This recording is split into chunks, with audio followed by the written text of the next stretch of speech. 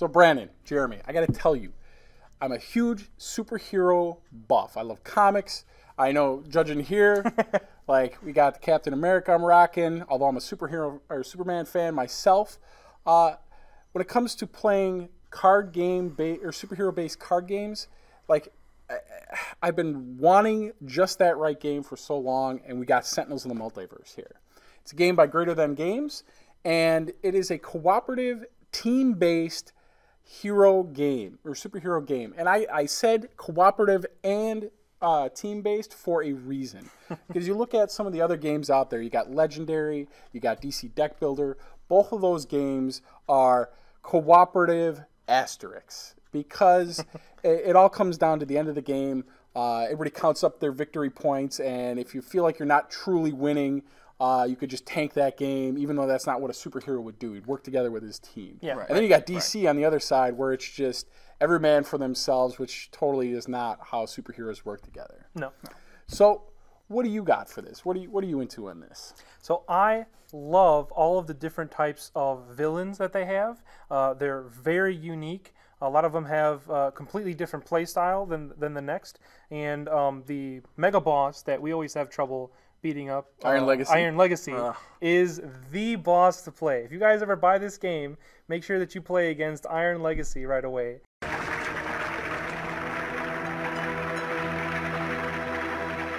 Vegeta, what does the scouter say about his power level?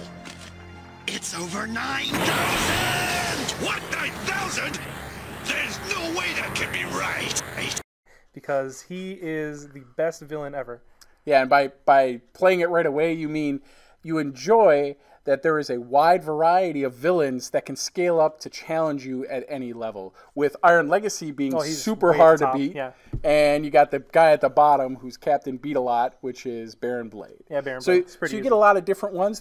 You're right. They all have different little kitschy styles and feel to them. You got abilities like Baron Blade, who's the archetypical mad scientist guy, and then you've got really odd duck ones, like you've got the Dreamer, who is a version of one of the heroes from the future, or from the past, that has come from the future, and all the weird different interactions with that, and take it as you will.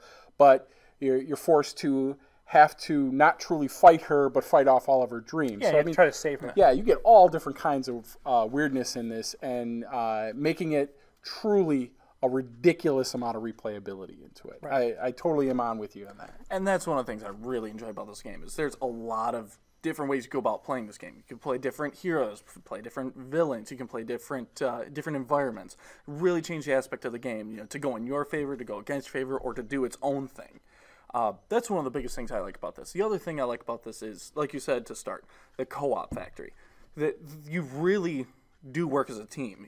You have people like Legacy who buffs the other players, who can help you out when you're fighting. Let's say Iron Legacy.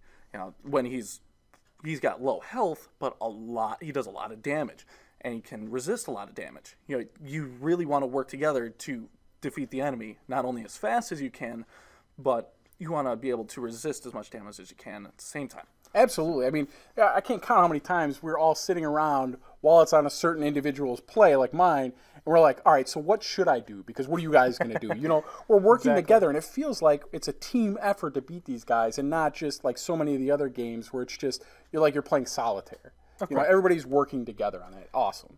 It works out great for us. We all know that it's to a point we know what we're doing, but we all still need to ask, what are you doing? What can we all do together? Yeah, like it feels cool when I say, I'm Haka, and don't worry, guys, I got this. I'm going to make sure that nobody can do damage to us this turn. And that's super cool. Yep.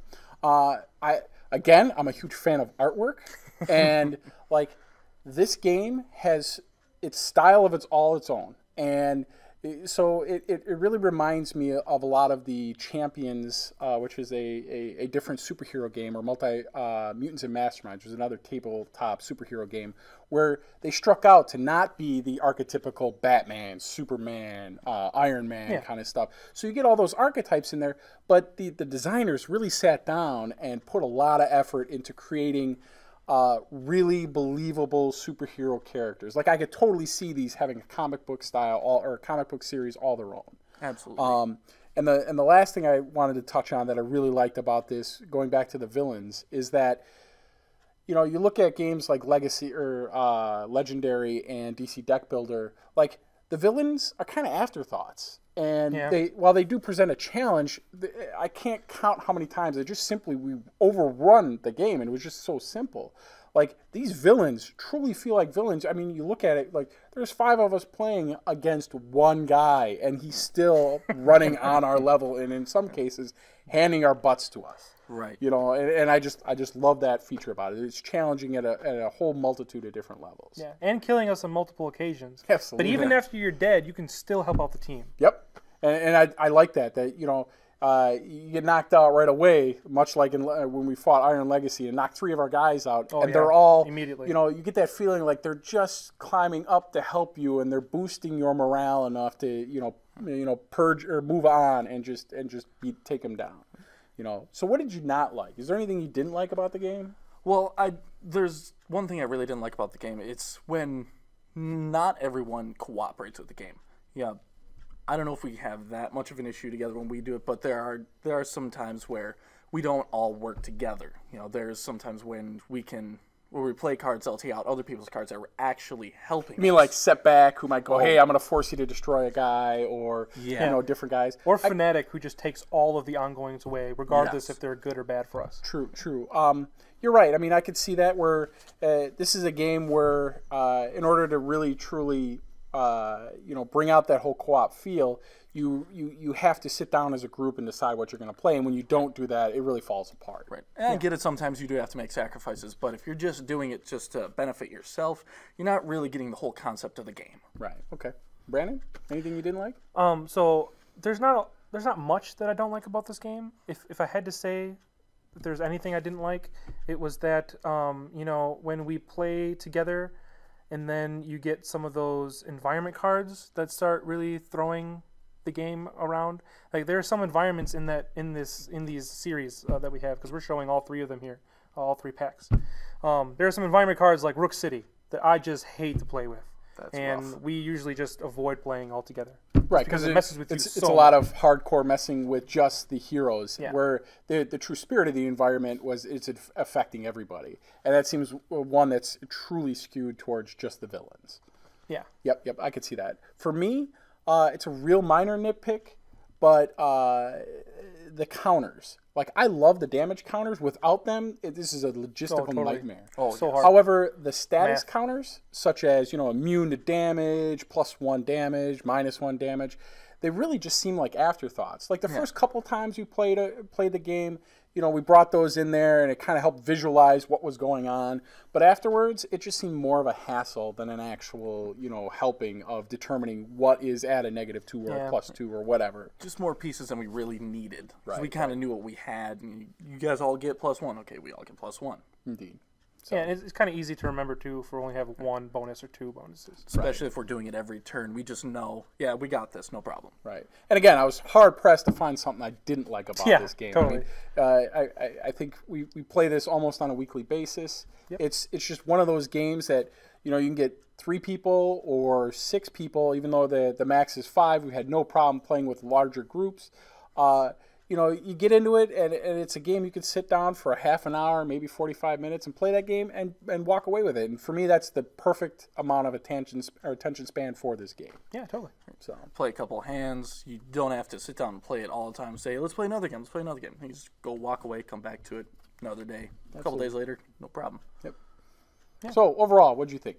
Overall, I think this is a great game to play with a nice big group of people on like a Saturday night or something like that. It's not something that everybody has to sit there with their own little rule book and learn how to play. You know, it's play a card, play a power, draw a card. It's pretty simple. Yep.